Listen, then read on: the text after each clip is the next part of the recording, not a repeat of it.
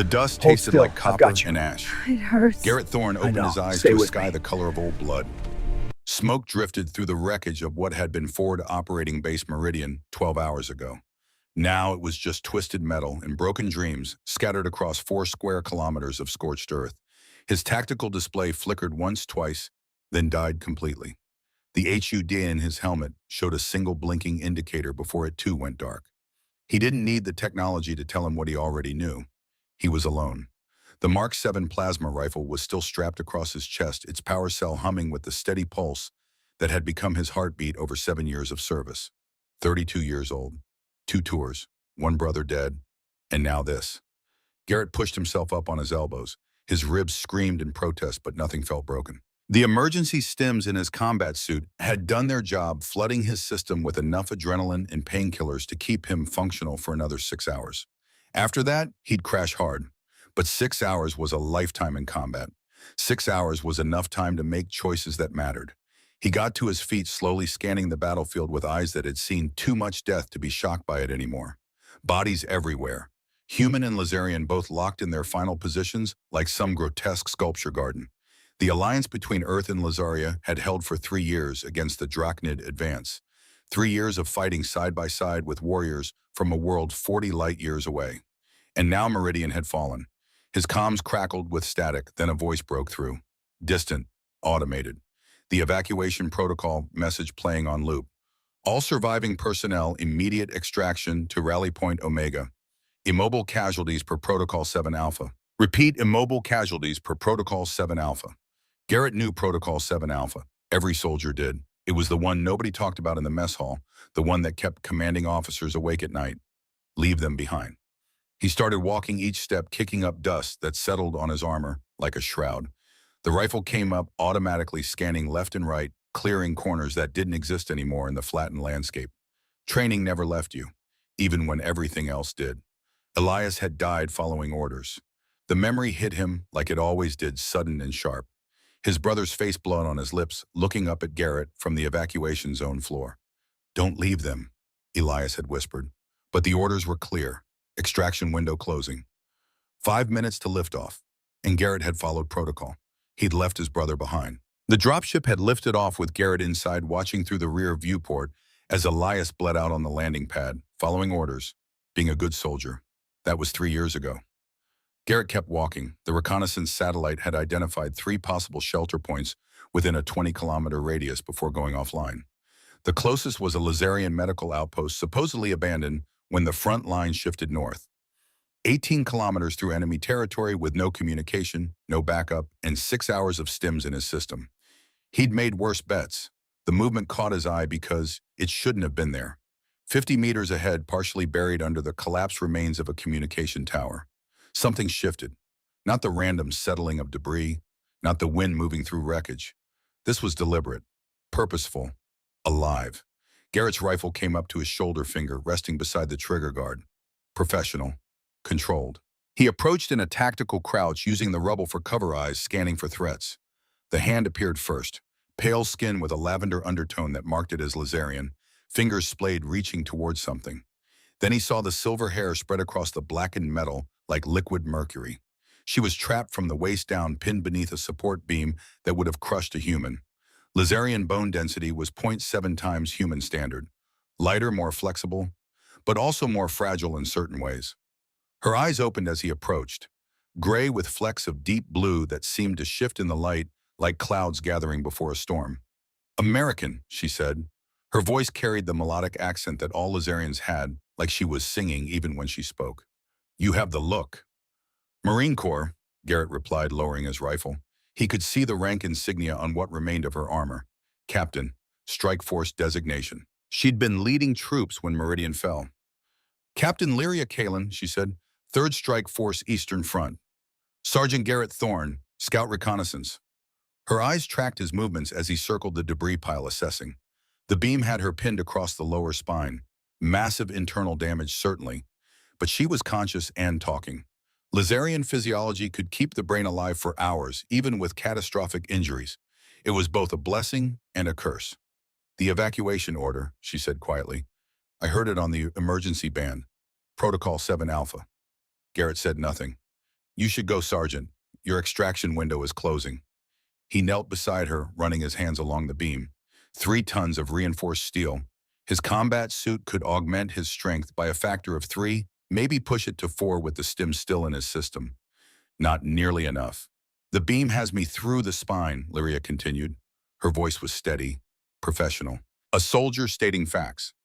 I felt the separation. Lower motor function is gone. Even if you could move this, I can't walk. I know. Then you know Protocol 7 Alpha applies to me. Garrett met her eyes. I know. They looked at each other for a long moment. The smoke drifted between them like a veil. I had a brother, Garrett said finally, younger than me by 3 years. Marine like our father, like our grandfather. Family tradition. Lyria said nothing, just watched him with those tempest-colored eyes. 3 years ago, we were in an extraction under fire. Elias took shrapnel to the femoral artery, bleeding out. The orders were clear. 5-minute window, Protocol 7 Alpha. His hands moved to the beam, finding purchase points. I followed orders, Garrett continued. I left him on that landing pad and got on the dropship. Watched him die through the viewport. Being a good soldier. He braced his feet against the rubble. His last words were, "Don't leave them." I think about that every single day. The combat suit's servos whined as he began to lift. The beam shifted a centimeter, then another. Sergeant, Lyria said. There was something in her voice now, not hope, something more complex. I'm done being a good soldier. Garrett grunted, muscles screaming as he forced the beam upward. I'm done following orders that leave people behind to die. The beam lifted. 5 centimeters. 10. Lyria gasped as the pressure released. Can you pull yourself free? She tried. Garrett could see the effort in her face, the concentration. But her legs didn't move. Couldn't move. No, she said quietly.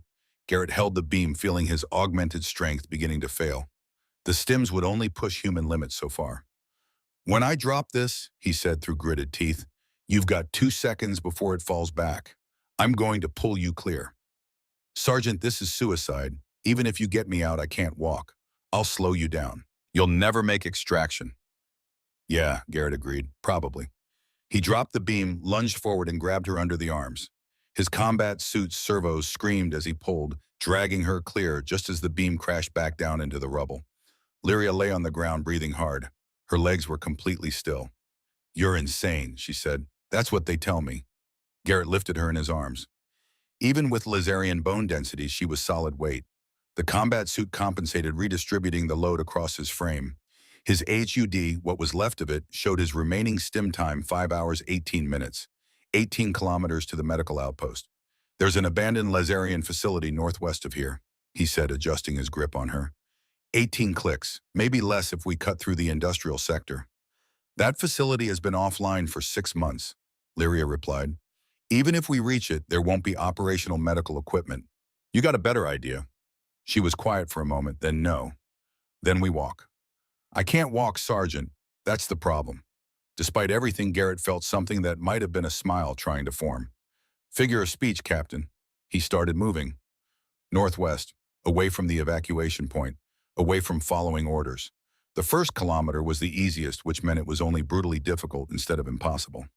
Garrett moved through the wreckage with Lyria cradled against his chest, her head resting on his shoulder. She was silent, conserving energy. Professional even now, he respected that. The combat suit's load-bearing frame was designed for extended operations carrying heavy equipment. Lyria registered as approximately 70 kilos on his suit's internal sensors, within normal parameters. But normal parameters assumed you weren't hiking 18 kilometers through hostile territory with no support and 5 hours of stims keeping you functional. His ribs reminded him with every step that they weren't happy about this arrangement. You're in pain, Lyria said quietly. I'm a Marine. Pain is just weakness leaving the body. That's terrible philosophy. Yeah, but it sounds good in recruitment videos. A ghost of a smile touched her lips. Then it faded. Sergeant Thorne, Garrett, you should know something. He kept walking, eyes scanning the ruined landscape. 5 years ago, Lyria continued, I was engaged. His name was Terran. He was a scientist, a geneticist working on Alliance integration programs. Garrett said nothing, just adjusted his path to avoid a crater. They were experimenting with ways to make our species more compatible, humans and Lazarians. The biological differences made true cooperation difficult, so they tried to bridge the gap. I've heard the stories, Garrett said. genetic modification, bonding experiments, most of it classified above my pay grade. Theron volunteered for the bonding trials. Lyria's voice went flat, professional distance from pain. They paired him with a human soldier, Lieutenant Sarah Chen. The bonding process was supposed to create a permanent genetic link, enhanced compatibility, shared physiology. She paused. Garrett kept walking. It failed. The genetic rejection killed them both. They died screaming, their DNA literally tearing itself apart. Garrett's jaw tightened. I'm sorry. The facility where they teed, Lyria continued, is the same facility we're walking toward right now. He stopped, looked down at her. You knew where I was taking you. Yes. And you didn't say anything. You made your choice to carry me, Sergeant. I made mine to let you. They stared at each other. The smoke drifted between them. Why? Garrett asked. Because, Lyria said softly, I'm tired of dying slow. If we reach that facility and it kills us trying to heal me, at least it will be quick. Better than bleeding out in the rubble. Garrett processed this, then nodded once. Fair enough. He started walking again. The second kilometer brought their first contact with the enemy forces. Garrett heard them before he saw them, the distinctive whine of Drachnid's scout drones. Small, fast, heavily armed. Designed to patrol conquered territory and eliminate stragglers. He moved quickly, ducking into the shell of a collapsed warehouse. The walls were gone, but the roof structure remained, providing overhead cover. He set Lyria down carefully against a support pillar. How many? She asked, voice sharp and alert. 3 drones, patrol pattern Delta 5, overlapping sensor coverage. You can't fight them while carrying me. No, Garrett agreed, unslinging his rifle. So you're going to tell me how to kill them while I do the shooting? Lyria's eyes widened slightly. You want me to coordinate? You're a strike force captain, I'm a scout. You've got tactical training, I don't. So use it. Something flickered across her face. Not quite hope, something fiercer. Drachnid drones have a 3-second sensor reset cycle, she said, her voice shifting into command mode. If you break line of sight during the reset, they lose target lock. Garrett nodded, checking his rifle's charge. What's their weak point? Primary sensor cluster, center mass. But they compensate with redundant systems. You need to hit them twice in the same location within 1 second. I'm a scout sniper captain. 1 second is an eternity. The first drone appeared through the smoke, its anti-personnel weapons already tracking. Garrett put 2 plasma bolts through its sensor cluster before it completed the targeting sequence. The drone dropped, sparking. North by northwest, Lyria called. Second drone incoming, low approach. Garrett pivoted, acquired target fired. The drone jinked left, avoiding his first shot. His second caught it in the thruster assembly. It crashed into rubble 20 meters away. Third drone positioning for your 6, Lyria warned. 3 seconds. Garrett spun, dropped to one knee, and put 3 bolts into empty air, where the drone would be in 2 seconds. It flew directly into his fire pattern. The sensor cluster exploded. Silence. Impressive shooting, Lyria said. Impressive coordination. Garrett replied, slinging his rifle and lifting her again. We make a good team. Don't get attached, Sergeant. I'm still paralyzed and we're still walking toward a death trap. Optimism. I like that in a commanding officer. This time she definitely smiled. The kilometers passed. Garrett's stim timer counted down.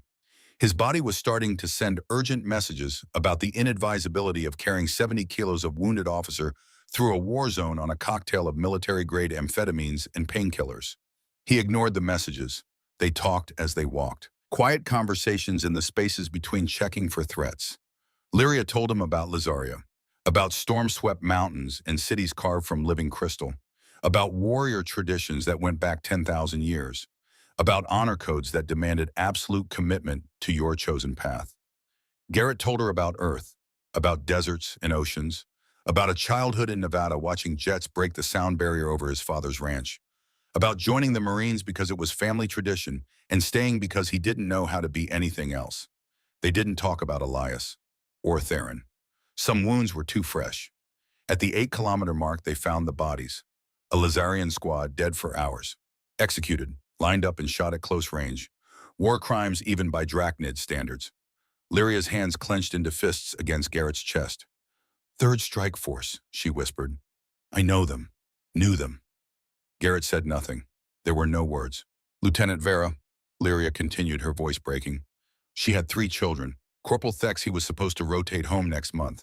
Specialist Kieran, she saved my life at the Battle of Broken Ridge. I'm sorry, Garrett said quietly. Protocol 7 Alpha, Lyria said. The tears on her face reflected the ash-filtered sunlight. They couldn't walk, couldn't evacuate, so they were left behind, and the Drachnids found them. She looked up at Garrett. This is what protocol means. This is what following orders gets you. Garrett held her gaze. Yes. And you're still carrying me. Yes. Why, you didn't know these people. You don't know me. Why risk everything for a stranger? Garrett adjusted his grip on her, preparing to continue walking. Because he said, if I leave you behind, I become the person who watched my brother die and did nothing. And I can't be that person anymore. He started walking. Lyria buried her face against his shoulder. He felt her tears soak through his combat suit, but he didn't mention it. The facility appeared at the 14-kilometer mark. It rose from the landscape like a monument to abandonment. Lazarian architecture favored flowing organic curved structures that looked grown rather than built. This facility had been beautiful once. Now it was a skeleton stripped of power and purpose.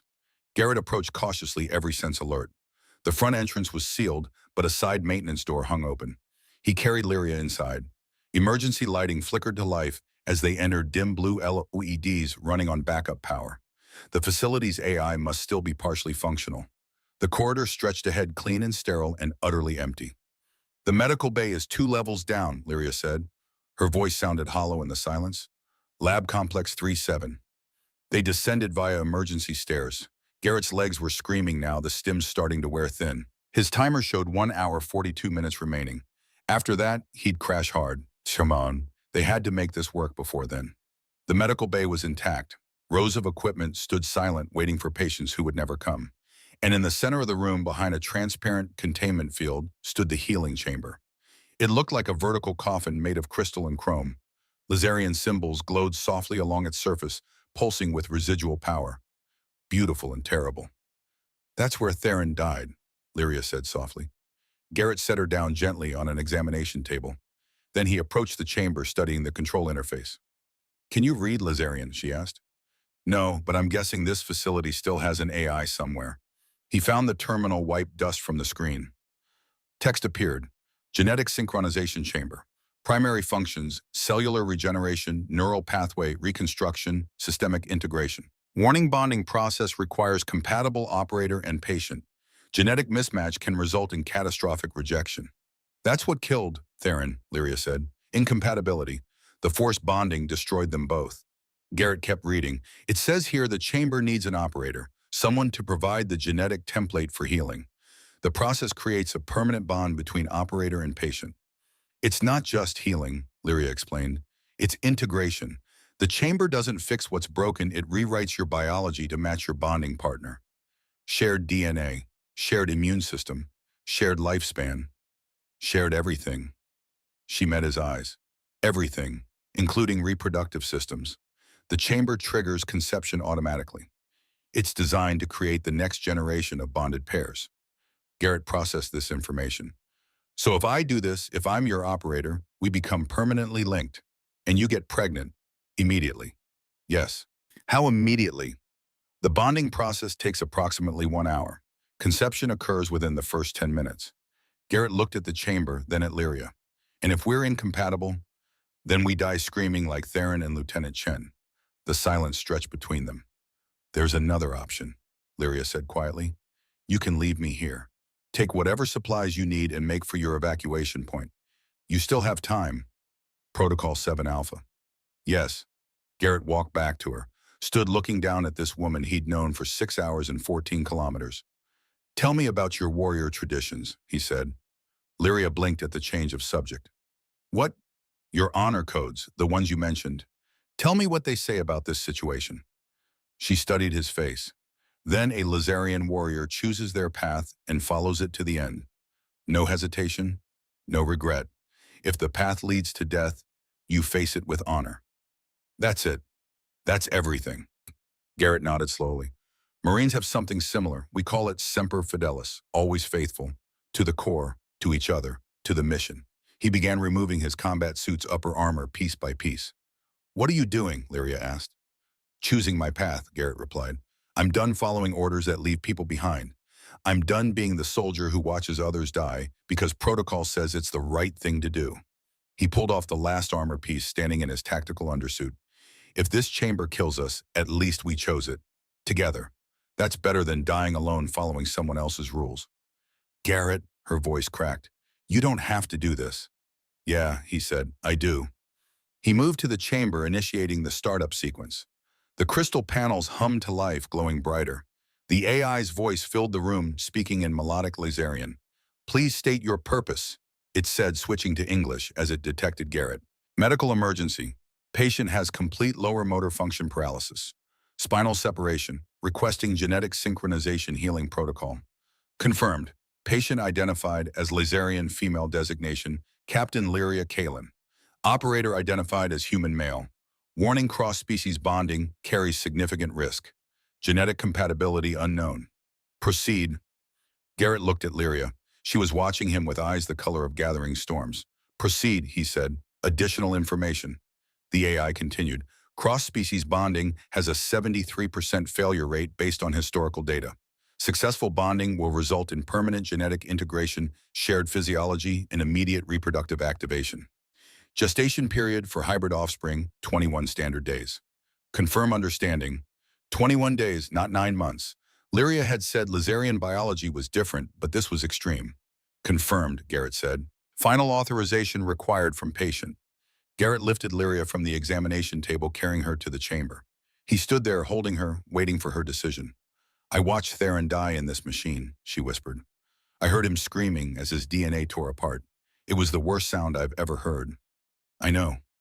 We might die the same way. I know. She reached up, touching his face with her pale lavender fingers. Why are you doing this, Garrett Thorne? You owe me nothing. Because, he said simply, 3 years ago I made a choice that I have to live with every day. Today I'm making a different choice. Whatever happens, I won't regret this one. Lyria's eyes shimmered with tears. Authorization confirmed, she said to the AI. Proceed with bonding protocol. The chamber's panels slid open. Garrett stepped inside, still holding Lyria. The panels closed around them, sealing them in crystalline light. Beginning genetic synchronization, the AI announced. Duration 60 minutes. Probability of survival 27%. May your spirits find peace in the integration. Cheerful thing, Garrett muttered. Laserian eyes tend toward honesty over comfort, Lyria replied. The chamber activated. Light flooded through them. Not painful, not gentle. Something beyond both. Garrett felt it in his cells, his bones, his blood. The chamber was reading him, analyzing him, breaking down his genetic code into component parts. And then it reached for Lyria.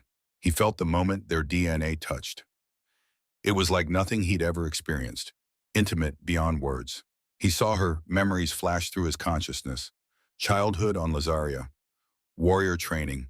Her first combat. Meeting Terran. Watching him die. Every moment of her life opened to him like a book. And she saw his. Growing up in Nevada. Joining the Marines. Elias bleeding out on the landing pad. Every failure, every regret, every dream he'd never spoken aloud. I see you, Lyria whispered. I see you too, Garrett replied. The chamber began its work. Rewriting. Integrating. His human DNA reached for her Laserian code, and somewhere in the quantum space between them, they found compatibility. Not forced, not engineered, natural. The AI sounded surprised. Genetic integration proceeding within normal parameters. Compatibility rating 94%. This should not be possible. But it was happening. Garrett felt his cells changing, accepting fragments of Laserian code. His bone density shifted slightly. His neural pathways expanded. New senses bloomed in his consciousness. He could feel electromagnetic fields, sense thermal patterns, perceive in spectrums he'd never known existed. And Lyria changed too. Human warmth flooded her skin. Her musculature adapted, strengthening. Her heart rate shifted to match his. They were becoming something new. Not human, not Laserian. Both. Neural pathway reconstruction beginning, the AI announced. Patient's spinal damage being addressed. Garrett felt it through their connection. Lyria's spine knitting back together cell by cell, the paralysis receding, sensation returning to her legs. I can feel them, she gasped. Garrett, I can feel my legs. I know, he said, because he could feel them too. Through their bond, he experienced everything she did.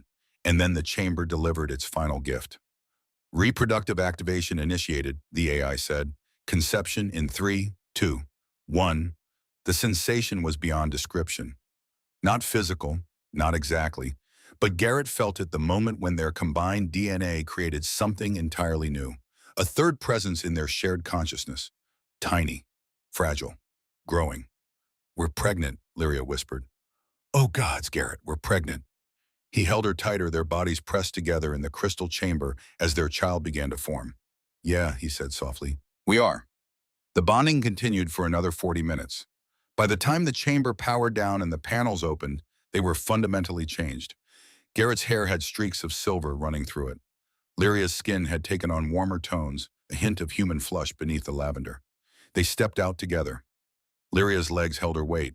"I can walk," she said, wonder in her voice. Then she looked down at herself. "And I'm pregnant. Actually pregnant." 21 days, Garrett said. "That's not a lot of time." "No," Lyria agreed. "It's not." They stood there, two soldiers in an abandoned medical facility bonded for life with a child growing between them. "What now?" she asked. Garrett checked his stim timer. 23 minutes remaining before the crash. His body was already starting to shake. "Now," he said, "we find somewhere to hole up while I sleep off these stims, and then we figure out how to survive the next 21 days. Lyria nodded. Then she did something unexpected. She kissed him. Not passionate, not desperate, just grateful, connected. When she pulled back, her eyes were bright. "Thank you," she said, "for not leaving me behind." Garrett managed a tired smile. "Thank you for not dying in that chamber. We make a good team, Sergeant Thorne. We do, Captain Kalen." His legs finally gave out. The stims were done. Lyria caught him, her newly healed body strong enough to support his weight. The irony wasn't lost on him. "Come on," she said gently. "Let's get you somewhere safe." She helped him to a medical cot in an adjacent room. He collapsed onto it, consciousness already fading. His last thought before sleep took him was simple. He'd made his choice. He'd broken protocol. He'd bonded with an alien warrior and become a father in the span of 6 hours. And he didn't regret a single second of it. The stim crash pulled him under. Lyria sat beside him, one hand resting briefly on her stomach, where their child was growing, the other holding his. Outside, the war continued, but in this abandoned facility for these few hours, they had found something neither human nor Lazarian had achieved before. They had found each other, and that was enough. Garrett woke to the sound of rain. Not real rain, the rhythmic patter of his own heartbeat against the medical cot, amplified by the silence of the abandoned facility. His internal clock said 18 hours had passed. The stim crash had hit him harder than expected. He sat up slowly. Every muscle in his body screamed protest. Carrying 70 kilos for 14 kilometers while hopped up on military-grade amphetamines had consequences. He'd be paying this debt for days. Lyria sat by the window, backlit by the pale dawn. She'd found a Lazarian combat suit in storage, form-fitting armor that accommodated her changing body. Her hand rested briefly on her abdomen, a fleeting gesture, then moved to adjust her weapon belt. "You're awake," she said without turning. "How long?" 18 hours, 22 minutes. I've been monitoring the perimeter. No hostiles within sensor range." Garrett stood, testing his legs, sore but functional. "You should have woken me for watch rotation. You needed the rest." She finally looked at him. "And I needed to think." He moved to stand beside her. Through the window, the wasteland stretched endlessly. Smoke still rose from distant fires. The war didn't sleep just because they did. About what? About the fact that in 2 days I'll be visibly pregnant. In a week, significantly so. In 20 days, I'll give birth to a hybrid child in the middle of a war zone. Her voice was steady, professional. "We need a plan, Garrett." "I know. The extraction point you mentioned. Rally Point Omega. How far?" 72 kilometers northwest. But that was assuming I'd be traveling alone and fast. With both of us. With me pregnant and you recovering from stim crash. Lyria finished. 4 days minimum, maybe 5. Garrett checked his tactical display. Most functions were still offline, but basic navigation worked. He plotted a route. 5 days, he confirmed, and that's if we don't run into heavy resistance. "We will," Lyria said flatly. "Drachnid forces are consolidating control. They'll have patrols everywhere. Then we move smart. Use the terrain. Avoid contact where possible." She nodded. "Then, Garrett, when we reach your extraction point, what happens to me?" He'd been avoiding that question. Now it hung between them like smoke. "I don't know," he admitted. "Alliance protocols for cross-species bonding are complicated." Complicated meaning illegal. Complicated meaning I've never heard of it happening before. You and I were uncharted territory. Lyria touched her stomach again just briefly. And our child is the first human Lazarian hybrid conceived naturally. That makes them either the most valuable research subject in Alliance history or the biggest diplomatic crisis we've ever faced. Or both. Or both. They stood in silence, watching the sun rise over the wasteland. We have 72 hours to reach Omega, Garrett said finally. After that, we deal with whatever comes. One step at a time. Lyria met his eyes. Something passed between them. Not the genetic bond, something simpler. Trust. One step at a time, she agreed. They moved out at dawn plus 30 minutes. Garrett had scavenged what he could from the facility. Medical supplies, emergency rations, 2 additional power cells for his rifle. Lyria carried a Lazarian plasma blade, the weapon humming softly at her hip. Between them, they had maybe 4 days of supplies if they rationed carefully. The pregnancy was already affecting her. Subtle changes. Her movements were more cautious, protecting her center mass. Her breathing had shifted rhythm. Lazarian gestation accelerated everything her body was adapting in real time to support hybrid development. How are you feeling? Garrett asked as they cleared the first kilometer. Like I'm pregnant and hiking through a war zone. That's specific. You asked. Despite everything, he almost smiled. They made good time through the morning. The terrain here was less devastated, more intact. Industrial complexes stood empty, machinery silent. The Drachnid advance had swept through so fast that civilian evacuation had been chaotic. Evidence of that chaos littered their path.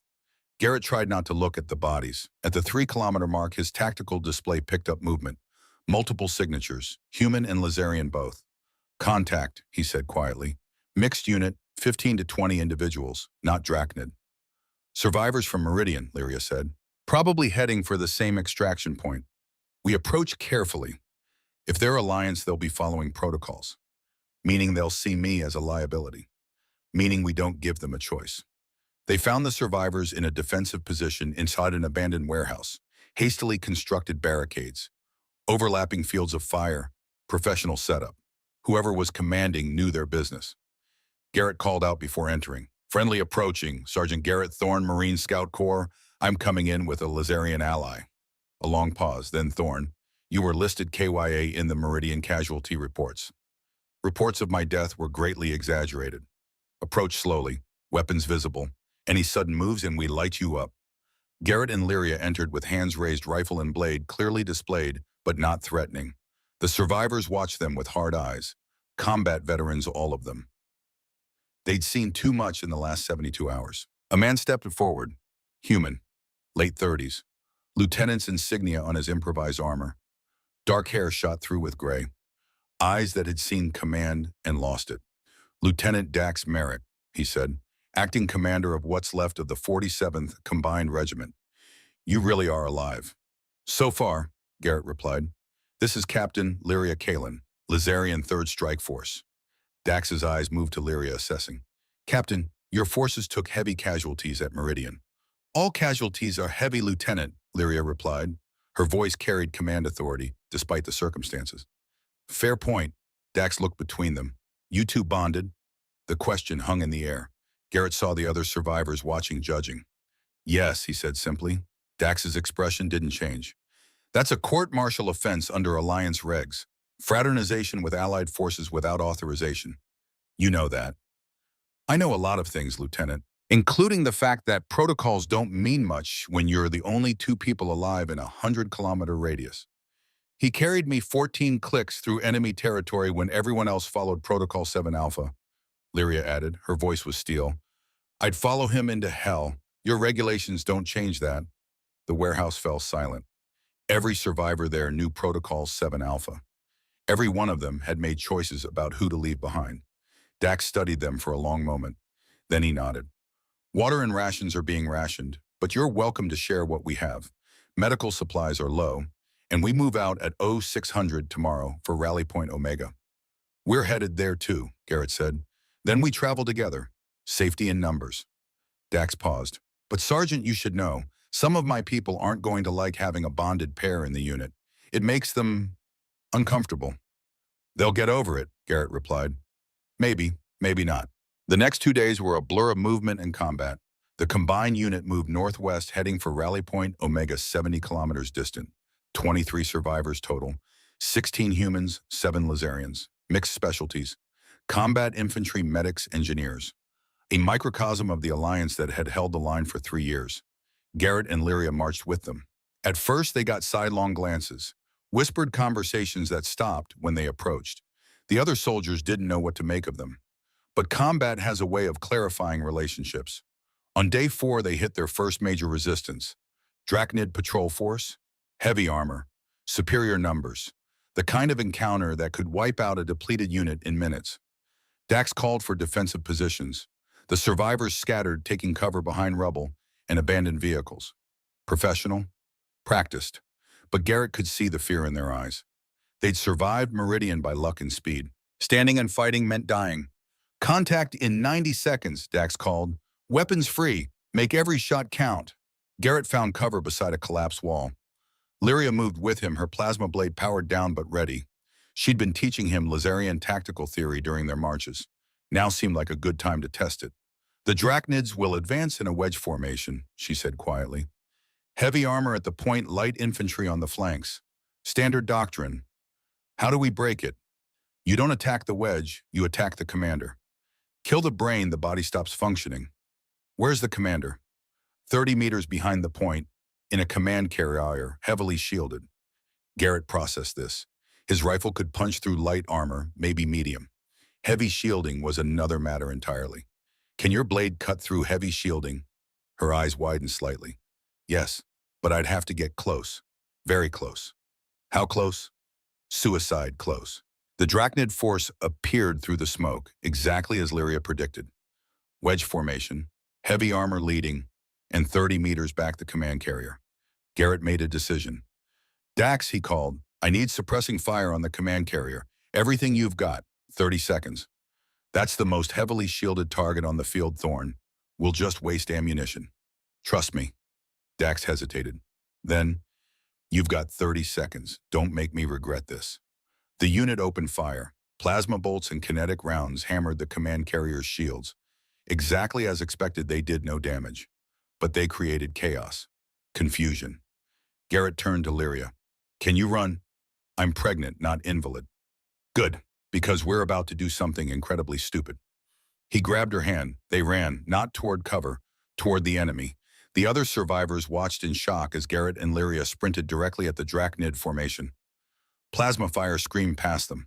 Garrett's rifle sang, taking down light infantry, creating gaps in the formation.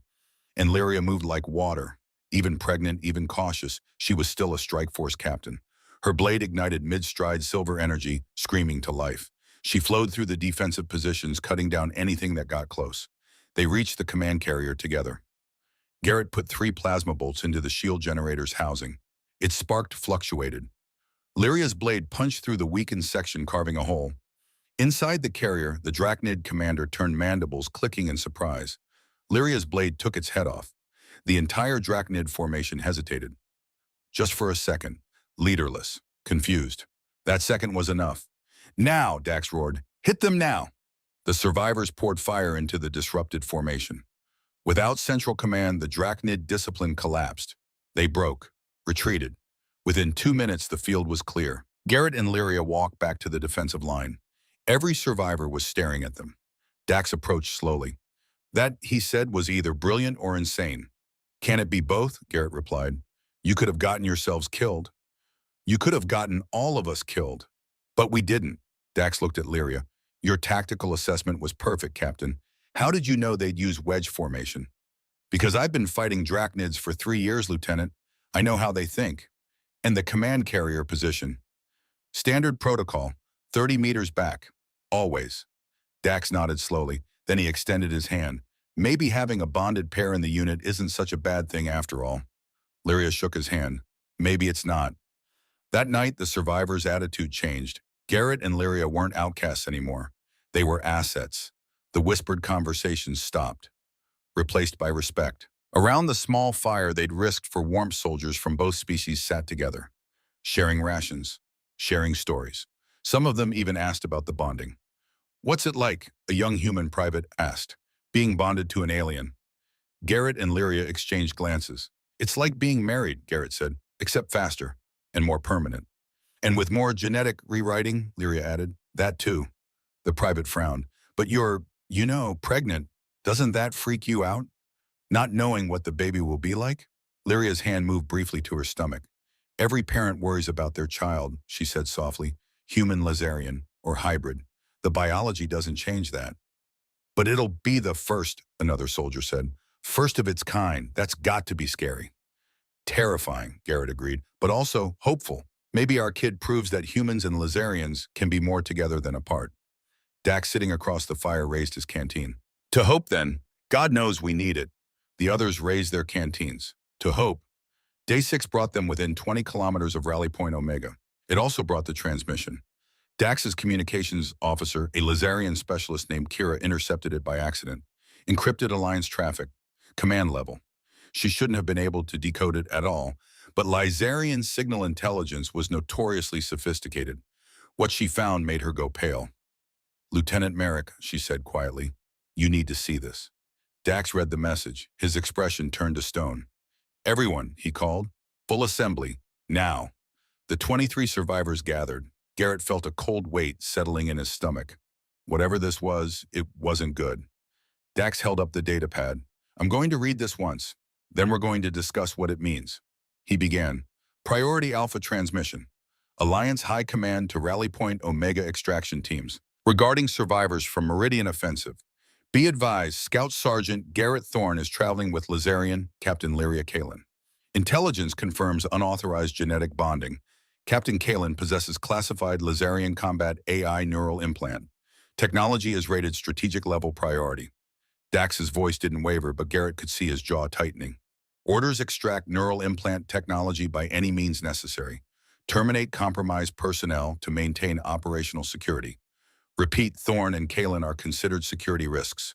Termination authorized. Silence. Garrett's mind raced. Neural implant. He'd known Lyria was Strike Force, but he'd assumed that just meant elite training, not classified technology embedded in her brain. They're going to kill us, Lyria said quietly. Both of us. Not us, Garrett corrected. Me. You they want alive, long enough to cut the implant out of your skull. That's a death sentence too. The implant is integrated with my neural tissue. Removing it would destroy my higher brain functions. Dax was still holding the datapad. His hands were shaking slightly. This is wrong, he said. This is fundamentally, morally wrong. It's also direct orders from Alliance High Command, his second-in-command pointed out. We follow orders, Lieutenant. Follow orders, Dax repeated. He looked at Garrett. Like Protocol 7 Alpha. Leave the wounded behind. Follow orders. Sir. Like executing 2 soldiers because they saved each other's lives. Follow orders. Lieutenant, if we disobey, we're all marked for court-martial. Then we're marked. Dax's voice cracked like a whip. Because I won't murder people under my command for following their conscience. Not today. Moreover, the second-in-command stepped back startled. Dax turned to the assembled survivors. Here's how this works. We have 20 clicks to Rally Point Omega.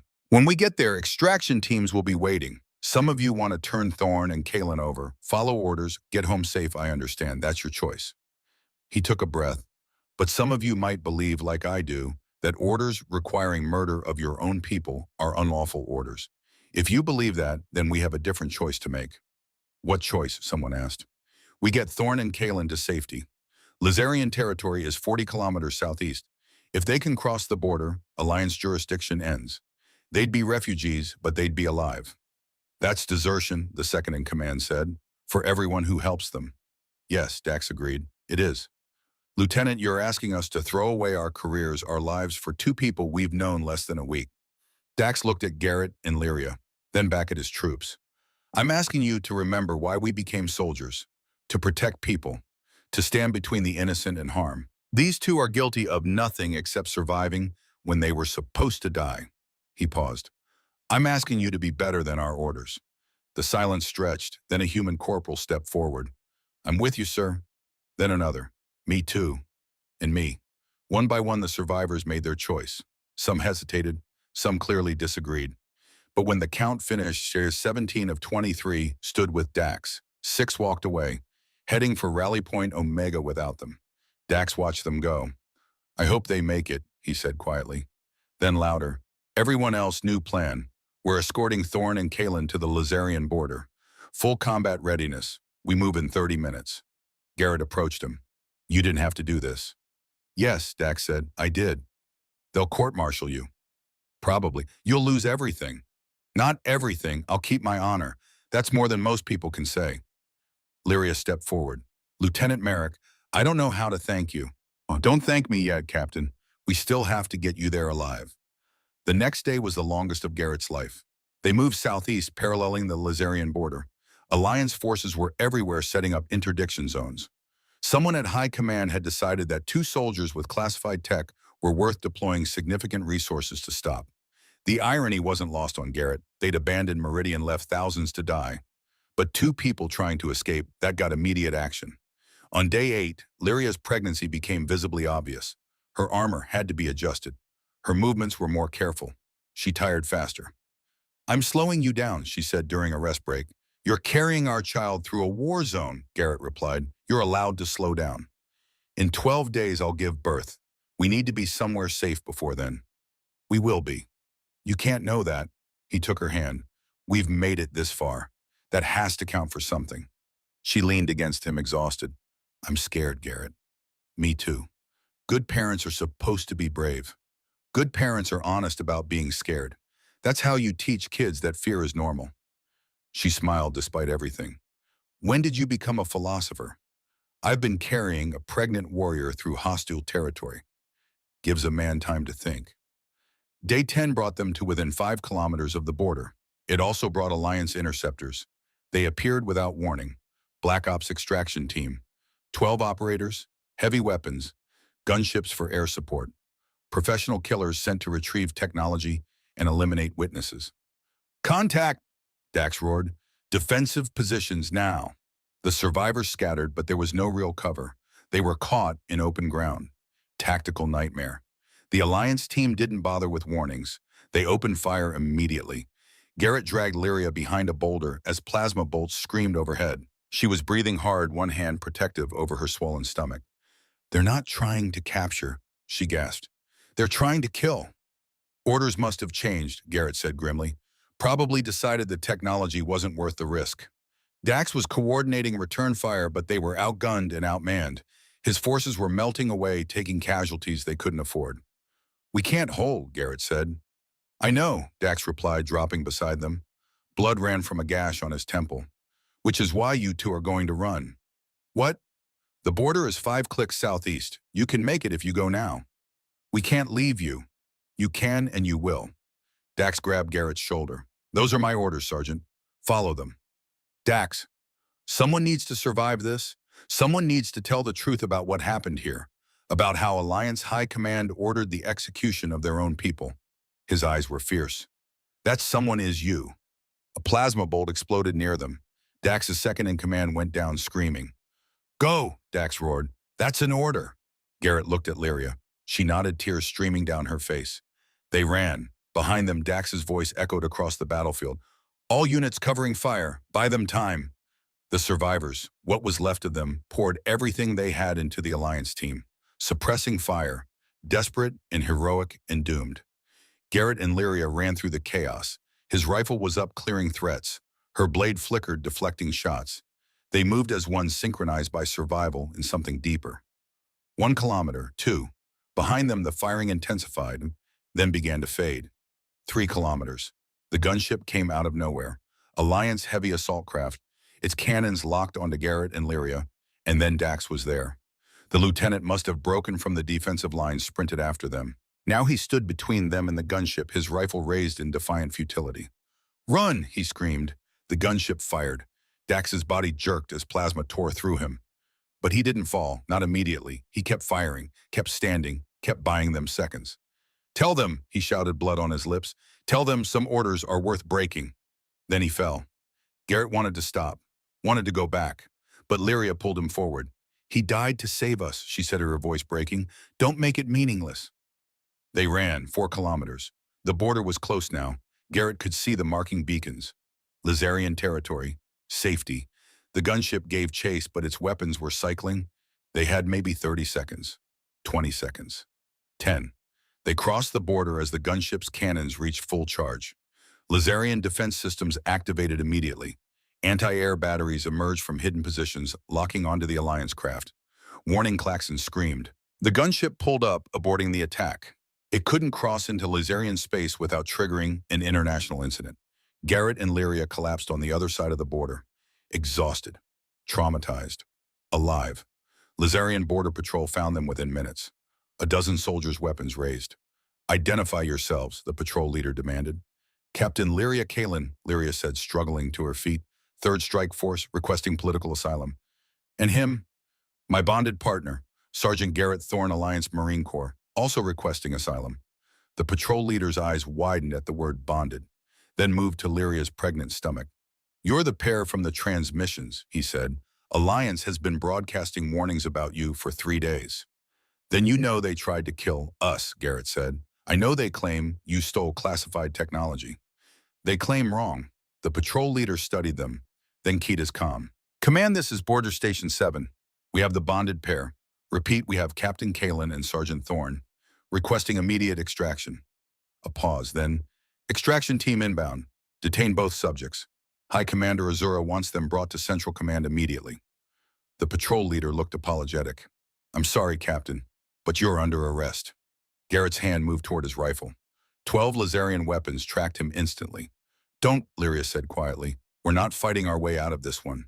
He knew she was right, but after everything, after Dax's sacrifice, being arrested by the people they'd fled to felt like betrayal. They surrendered their weapons. The patrol bound their hands, not cruelly but efficiently. As they waited for extraction, Lyria leaned against Garrett. We made it, she whispered. We're alive. Dax isn't. No, but he died believing we'd survive. That has to mean something. It means we owe him the truth. About what happened. About why. Then we tell it. To whoever will listen. The extraction craft arrived 20 minutes later. They were loaded aboard, still bound. As it lifted off, Garrett looked back at the border. Somewhere beyond it, Dax Merrick lay dead with 16 other soldiers who'd chosen conscience over orders. Heroes who'd be labeled traitors by the very alliance they'd served. I'll tell your story, Garrett promised the empty air. I swear it. Lyria's hand found his, their fingers intertwining despite the restraints. We both will, she said. The craft turned southeast, heading deep into Lazarian territory, toward Central Command, toward High Commander Azura and whatever judgment awaited them. Garrett felt their child moving inside Lyria. 11 days until birth. 11 days to convince the Lazarian government that they weren't criminals. 11 days to survive. The war was behind them now, but something told him the real battle was just beginning. The detention cell had a window. That was the kindness Lazarian military protocol afforded prisoners. Even the accused deserved to see the sky. Garrett stood at that window now, watching moons rise over a world that wasn't his. Twin satellites, silver and gold, painting the landscape in colors Earth had never known. Behind him, Lyria slept on the narrow cot, 11 days pregnant by Lazarian count. Her body was changing rapidly now, the swell of her stomach visible even at rest, their child growing inside her with the accelerated biology that made everything about this situation impossible. Impossible. That word had defined the last 2 weeks of his life. Impossible that he'd survived Meridian. Impossible that he'd carried a paralyzed Lazarian captain through 14 kilometers of hell. Possible that the bonding chamber had worked. Possible that they'd fallen in love somewhere between the battlefield and the border. And yet here they were. They'd been held for 8 hours before being moved to this cell. 8 hours of questioning medical scans and bureaucratic processing. The Lazarian military was nothing if not thorough. The door chimed. Garrett turned as it slid open. A Lazarian guard stood at attention, his expression neutral. High Commander Azura will see you now, he said. Both of you. Garrett moved to the cot, gently touching Lyria's shoulder. She woke instantly, the warrior in her never fully sleeping. It's time, he said quietly.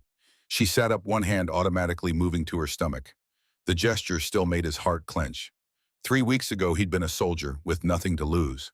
Now he was a father with everything at stake. They followed the guard through corridors of crystalline architecture. Lazarian buildings grew rather than being constructed, organic shapes that flowed like frozen water.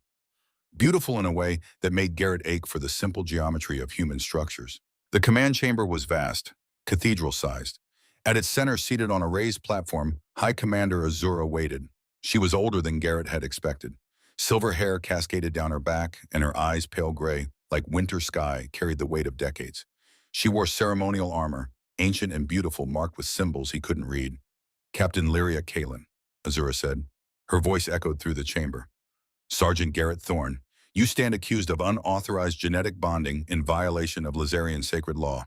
How do you answer? Lyria stepped forward. Despite her pregnancy, despite everything, she stood with military bearing. Guilty High Commander, but with explanation. There is no explanation that excuses this crime. The bonding chambers are sacred. They are not tools for casual use. There was nothing casual about it, Garrett said. His voice was steady. Captain Kalin was paralyzed, dying. The chamber was our only option. Azura's eyes shifted to him. Human presumption.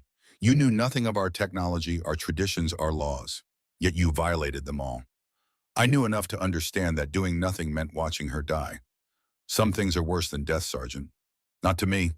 The silence stretched between them. Then Azura rose from her seat, descending the platform steps. She moved with the grace of a lifetime warrior, but Garrett could see pain in the careful way she placed each foot. Old injuries, old battles. She stopped before Lyria, studying her pregnant form. You carry a hybrid child, Azura said softly. Do you understand what you have done? I understand that I'm alive because of Garrett, and that our child deserves a chance to live. Your child is an abomination. Lyria's hand moved protectively to her stomach. My child is innocent. Azura's expression flickered, something that might have been pain or regret. 40 years ago, she said quietly, I was a scientist before I became a soldier, before I became High Commander. I led the genetic integration project. Garrett felt something cold settle in his chest. We believed we could force compatibility between our species, Azura continued. Create bonded pairs through controlled genetic manipulation. Strengthen the alliance through biological unity. She turned away, facing the vast windows that overlooked her world. We were wrong. Every attempt ended in catastrophic failure. Genetic rejection, cellular cascade. The subjects died in agony. Her voice dropped. 47 attempts. 47 deaths. I authorized them all. Terran Velost, Lyria whispered. He was number 47. Azura's shoulders stiffened. You knew him. I was engaged to him. I watched him die screaming in the bonding chamber. Then you know why the chambers were sealed, why bonding was declared sacred law forbidden to all. Not because it failed. Azura turned back to face them, but because I couldn't bear to cause more deaths. The weight of that confession filled the chamber. But we didn't die, Garrett said. The bonding worked. Yes, Azura's eyes were haunted, and that raises a question I have spent 40 years trying to avoid. What if the failure wasn't in the technology? What if it was in the method Brightiden? You forced it, Lyria said, understanding dawning. You chose incompatible subjects, assigned them to bond, made it an order. We followed scientific protocols, selected optimal genetic matches, controlled every variable. Except choice, Garrett said. We chose each other. We weren't assigned. We weren't forced. We made a decision freely. Azura looked at him for a long moment. Then she laughed. It was a bitter sound. A human soldier stumbles onto the answer that eluded our greatest scientists. The bonding requires consent. True consent. Not orders. Not duty. Just two people choosing each other despite everything. She moved to a console, entering commands. A holographic display materialized, showing genetic data. Your bonding compatibility is 94%, Azura said. Higher than any forced attempt ever achieved. Your child's genetic profile is stable. No cascade markers, no rejection indicators. She paused. In 11 days, you will give birth to the first successful human Lazarian hybrid in history. Then let us go, Lyria said. Let us raise our child in peace. I cannot. Why? Azura's expression hardened. Because your existence proves I was wrong. 47 people died because I couldn't see what you discovered by accident. If I let you go, if I acknowledge your success, then I must face what I did. The lives I destroyed pursuing the wrong path. So you'll destroy us to hide your mistake. Garrett's voice was steel. I will detain you until after the birth. Study the child. Determine if this success can be replicated under controlled conditions. We're not experiments, Lyria said. No, but your child is proof that integration is possible. The Alliance needs that proof. The war with the Drachnids is turning against us. We need something to unite our species at the genetic level. You want to weaponize our baby. I want to save billions of lives, Garrett stepped forward. High Commander, with respect, you're making the same mistake you made 40 years ago, trying to control what should be chosen freely. Azura met his eyes. Perhaps, but I am High Commander. The choice is not yours to make. Guards stepped forward, weapons ready. Take them back to detention, Azura ordered. Medical monitoring every 6 hours. When the child is born, we will decide its fate. Its fate? Lyria's voice shook. He's not an it, he's our son. Azura's expression softened for just a moment. Then I hope for your son's sake that he is everything you believe him to be. The guards led them away. The next 4 days passed in a blur of medical examinations and waiting. Lazarian doctors monitored Lyria's pregnancy with fascination and barely concealed anxiety. The hybrid development was proceeding faster than predicted. What should have taken 21 days was compressing into 19. The child was eager to be born. Garrett spent his time at the window watching the twin moons trace their paths across alien skies. Sometimes Illyria joined him, her hand in his, her growing belly pressed against his side. "Are you afraid?" she asked on the 18th day. "Terrified," he admitted. "You bomb beyond words." They stood in silence. Outside, Lazarian city lights sparkled like captured stars. "I keep thinking about Dax," Garrett said quietly. "About what he said before he died. Tell them some orders are worth breaking. He saved us. He saved our son. He died so Kale could be born free." Lyria looked up at him. "Kale. I've been thinking about names. Kale means warrior in one of Earth's old languages. Seemed appropriate." She smiled, tears glistening. "Kale Thorn, our son. If Azura lets us keep him." "She will." Lyria's voice was fierce. "I won't let her take our baby. I don't care what laws she hides behind." Garrett pulled her close, feeling Kale move between them. Strong kicks. Their son was a fighter already. "We'll find a way," he promised. "We will," she echoed. On the 19th day, the contractions began. Lyria woke Garrett before dawn, her face tight with pain. "It's starting," she gasped. "The birth. It's too early." "You said 19 days was within normal variance." "For Lyzarian births. This is hybrid. We don't know what's normal." Garrett hit the emergency alert. Within seconds, medical personnel flooded their cell. They moved Lyria to the medical wing on a hovering gurney, Garrett running alongside holding her hand. The birthing chamber was a blend of technology and nature. Soft light, warm air, equipment that hummed with quiet efficiency. Lyzarian birth practices emphasized calm, believing stress transferred to the child. But there was nothing calm about this. The contractions intensified rapidly. Lyria's hybrid physiology was accelerating the process beyond normal parameters. The medical team worked frantically, monitoring vitals, adjusting support systems. "Something's wrong," the lead physician said. "The child's genetic markers are fluctuating." "I've never seen this." "What does that mean?" Garrett demanded. "It means your son is adapting in real time. His DNA is still stabilizing." "Is that dangerous?" "We don't know. This is entirely unprecedented." Azura arrived within the hour. She stood at the observation window watching through the transparent barrier. Her expression was unreadable. Lyria's labor lasted 6 hours. 6 hours of pain and fear, and Garrett whispering encouragement he didn't fully believe. "You're the strongest person I know," he said, gripping her hand. "If anyone can do this, it's you." "I'm scared, Garrett. What if something's wrong with him? What if the bonding damaged?" "He's perfect. I know he is." "You can't know that." "Yes, I can, because he's ours, and we don't make mistakes." She laughed through the pain. "That's terrible logic. But it's true." The final contractions came in a rush. The medical team moved with precision, guiding the birth. And then cutting through the hum of equipment in controlled chaos, a sound Garrett had never heard before. His son's first cry. Kyle entered the world screaming defiance at the universe. The medical team gasped collectively. Even from the birthing bed, Garrett could see why. The baby was beautiful. Not in the simple way all newborns are beautiful to their parents, but objectively, stunningly beautiful. His skin shifted between human warmth and Lazarian lavender as they watched. His hair showed streaks of Garrett's brown and Lyria's silver. His eyes, when they opened, were gray with flecks of earth brown, like storm clouds shot through with sunlight. "It's a boy," the physician said, wonder in her voice. "Healthy, all vitals normal. I don't believe it." She placed Kyle on Lyria's chest. Mother and son stared at each other, both crying. "Hello, little warrior," Lyria whispered. "We've been waiting for you." Garrett leaned over them both, his hand gentle on Kyle's tiny head. The baby's eyes found his, focused with impossible awareness for a newborn. And then something extraordinary happened. Kale's genetic markers stopped fluctuating. The medical monitors showed them stabilizing, settling into a pattern that was neither human nor Lazarian, something entirely new. But that wasn't the extraordinary part. The extraordinary part was the data transmission. Kael's biology, as all Lazarian infants, carried an automatic genetic broadcast.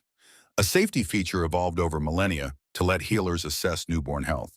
It was supposed to transmit basic vital signs. Instead, Kael transmitted his complete genetic blueprint to every terminal in the facility, to every Lazarian medical database on the planet, to the Alliance Medical Network through still active communication links. Within minutes, the entire Alliance, human and Lazarian, both had access to proof that human-Lazarian bonding worked, that hybrid children were not only possible, but stable. The physician stared at her console in shock. This shouldn't be possible. The broadcast should be local range only. He's a hybrid, Garrett said quietly. Maybe his biology works differently. Azura appeared in the doorway, her face ashen. Do you understand what he's done? She said. What you've done? We haven't done anything, Lyria replied, cradling Kael protectively. Your son just broadcast his existence to the entire Alliance. Both governments. Every scientist, every politician, every citizen. Good, Garrett said. Let them see. Let them know the truth. The truth will destroy everything I've built. My career, my legacy. 40 years of... She stopped. The chamber fell silent except for Kael's soft breathing. Azura walked slowly to the bedside. She looked down at the baby with an expression Garrett couldn't quite read. May I? She asked quietly. Lyria hesitated, then with a mother's instinct nodded. Azura reached out with trembling hands. Kael's tiny fingers wrapped around her thumb. The High Commander stared at that connection, tears streaming down her face. He's perfect, she whispered. After all the failures, all the deaths, nature found the answer in two people who simply chose each other. High Commander, the physician began. Be quiet, Azura said softly, still holding Kael's hand. They waited. Outside, alarms were sounding, emergency communications flooding in. The broadcast had triggered a political firestorm. Finally, Azura looked up at Garrett and Lyria. I was wrong, she said. 40 years ago, today, all of it. I tried to control what should have been free. I prioritized science over consent, genetics over choice. She gently released Kael's hand. Your son is proof that love finds paths science cannot predict. What does that mean for us? Lyria asked. It means, Azura straightened, the High Commander returning. It means I will face the consequences of my choices, and you will be free to raise your child. Just like that. Not just like that. There will be questions, investigations. Both governments will want answers about how this happened. But I will testify that the bonding was necessary, that you acted to save lives, not violate law. Garrett felt something loosen in his chest. Thank you. Don't thank me yet. There's still the matter of Alliance High Command. They ordered your execution. They killed Lieutenant Merrick and his unit. That doesn't disappear because your child exists. As if summoned by those words, the chamber's communication system activated. Admiral Korvan's face appeared on the display. High Commander Azura, he said. His voice was tight. We need to discuss the situation. Admiral, I assume you've received the genetic broadcast. Half the galaxy has received it by now. Your security on that data was criminally negligent. It wasn't negligence, it was nature. The child transmitted his own blueprint. Korvan's expression flickered. Regardless, the subjects Thorn and Kalen remain Alliance property. They stole classified technology. They stole nothing, Azura interrupted. Captain Kalen's neural implant is standard Lazarian military equipment. Your classification of it as stolen technology is political fiction. Nevertheless, Admiral, your orders resulted in the deaths of 17 Alliance soldiers who were following their conscience. Lieutenant Dax Merrick died protecting two people whose only crime was surviving. Korvan's jaw tightened. That's not how the official report will read. Then the official report is a lie. Azura's voice was steel. And I will testify to that fact before both high commands. You're protecting criminals. I'm protecting the truth. Something you seem to have forgotten. The standoff played out across light years. Finally, Korvan looked away. What do you propose? Full amnesty for Sergeant Thorn and Captain Kalen. Posthumous honors for Lieutenant Merrick and his unit. Public acknowledgement that the bonding protocol works and cannot be weaponized. You're asking me to admit we murdered our own soldiers for no reason. I'm asking you to tell the truth. Another long pause. Then, I'll need to consult with the civilian leadership. You have 12 hours. After that, I release the full records of what happened, including the execution order you personally signed. Corvin's face went pale. You wouldn't. I've spent 40 years hiding my mistakes, Admiral. I'm done. Make your choice. The transmission ended. Azura turned back to Garrett and Lyria. It's not over, she said, but it's a start. At the 12-hour mark, Admiral Corvin's response came through. Azura opened the transmission in the medical chamber. Garrett and Lyria watched Kyle sleeping peacefully in his mother's arms. Corvin's face appeared, but he wasn't alone. Behind him sat members of the Alliance civilian government, human and Lazarian both. High Commander Azura, Corvin began. His voice was formal, defeated. After consultation with Alliance leadership, we have reached a decision regarding Sergeant Thorne and Captain Kalen. Garrett held his breath. Full amnesty is granted for all actions taken during and after the Meridian offensive. The execution order is rescinded and classified. Lieutenant Dax Merrick and his unit will receive posthumous honors for bravery in defense of Allied personnel. Lyria's hand found Garrett's squeezing tight. Furthermore, Corvin continued, Alliance policy regarding human-Lazarian bonding will be revised. Voluntary bonding will be permitted under medical supervision. We acknowledge that forced genetic integration has failed. Natural bonding, as demonstrated by Thorne and Kalen, represents a viable path forward. He paused, clearly struggling with what came next.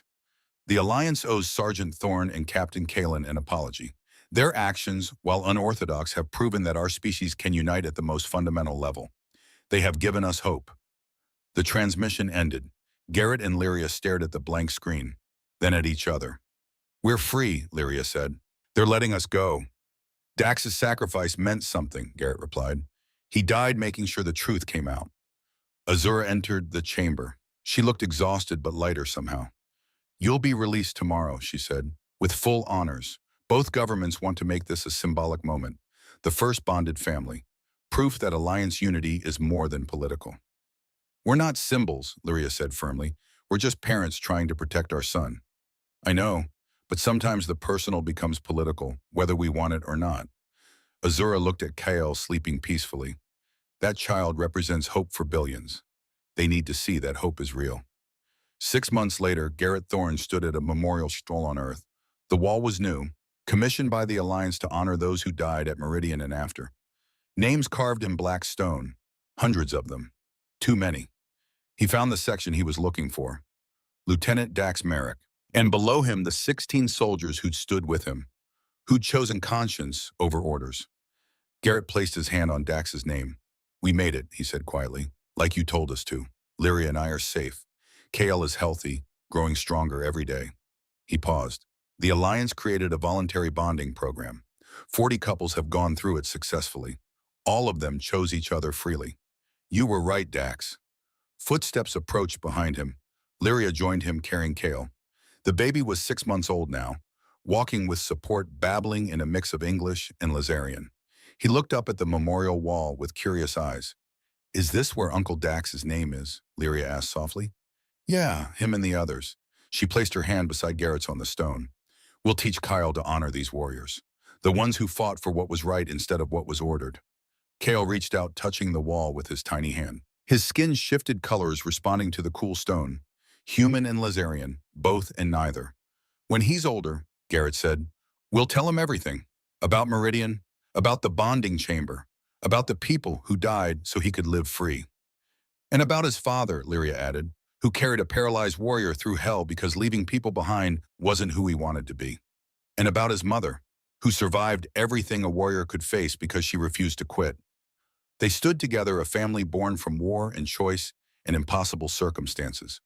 Across Alliance space, humans and Lazarians were choosing each other, bonding, creating families, building a future that neither species could have achieved alone. It wasn't perfect. There were still those who opposed it, who feared change, but something fundamental had shifted. 2 soldiers had proven that love could bridge chasms science couldn't cross. That choice mattered more than orders.